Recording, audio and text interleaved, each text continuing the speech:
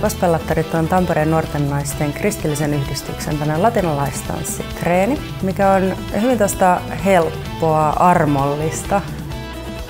Tehdään aina sille ryhmälle sopivaa tanssia, musiikki on kristillistä, hyvin tällaista positiivista, hyvää.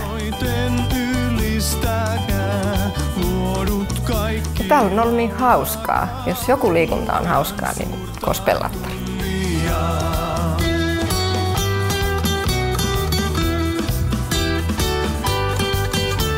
Se on tanssi ja liikunta ja sielunhoitomuoto, mistä mä en luovu millään.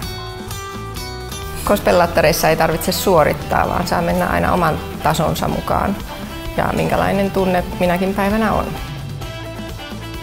Me ei yritetä olla eikä meistä ole tulossa täydellisiä tanssijoita, vaan se ilo on jo se yksi suuri tavoite. Ja sehän nyt kuuluu ihan kaikille.